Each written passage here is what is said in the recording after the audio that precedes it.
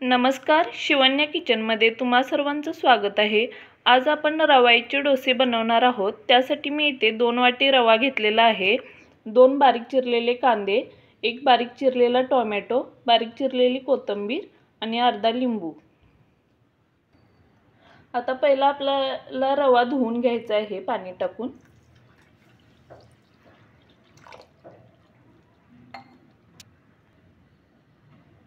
तुम्ही पाहू शकता हे रव्यावर जे पाणी आलेलं आहे हे आपल्याला काढून टाकायचे आहे।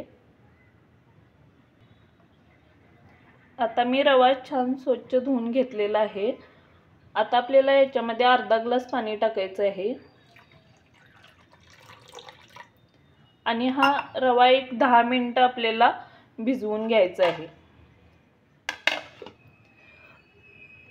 रवा भिजेपर्यंत जर तुम्ही चॅनलला सबस्क्राइब नसेल केले तर चॅनलला सबस्क्राइब करा, लाईक करा आणि शेअर करा।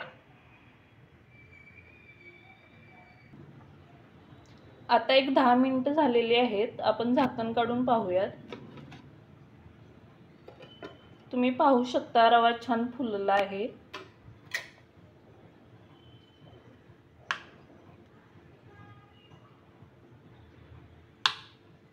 आता आपल्याला याच्यामध्ये अर्धा लिंबू पिळायचा आहे।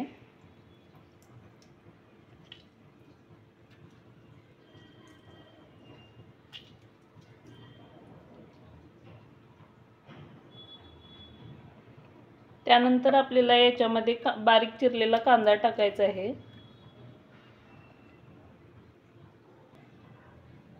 त्यानंतर टोमॅटो टाकून घेऊयात।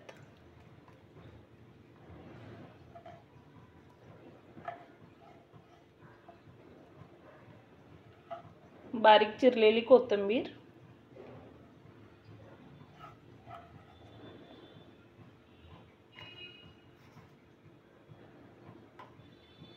आणि चवीपुरते मीठ। आता हे आपल्याला मिक्स करून घ्यायचं आहे।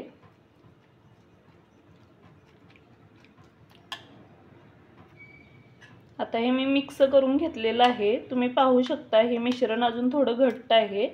याच्यामध्ये अजून थोडं पाणी टाकूयात।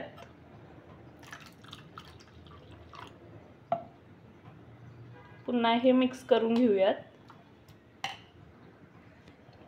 आता हे बॅटर तुम्ही पाहू शकता। डोसे बनवण्यासाठी हे बॅटर परफेक्ट तयार झालेलं आहे। याच्यामध्ये मी थोडेसे क्रश केलेले जिरे टाकते।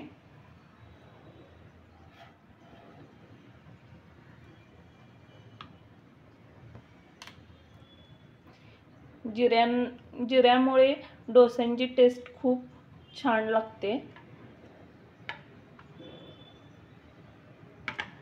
आता आपण याचे डोसे बनवून घेऊयात।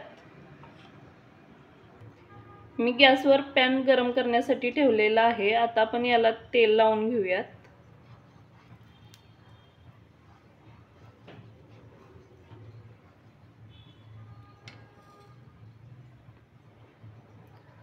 तवा चांगला गरम झालेला आहे। आता आपण याच्यावर डोसे सोडूयात।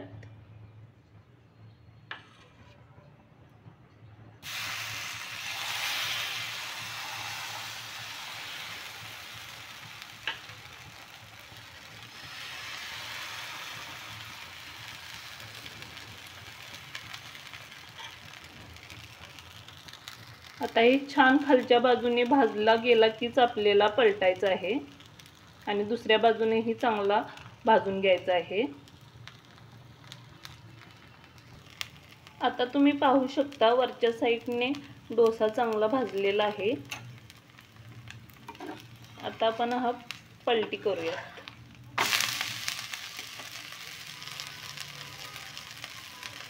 आता खालच्या साइडनेही चांगला भाजून घ्यायचा आहे।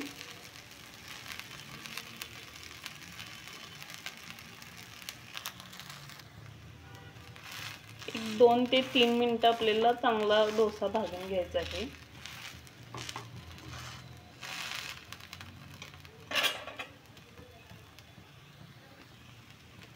आता हा डोसा दोन्ही साइडनी चांगला भाजला गेलेला आहे। आता आपण हा एका डिश मध्ये काढून घेऊयात आणि अशा प्रकारे सर्व डोसे बनवून घेऊयात।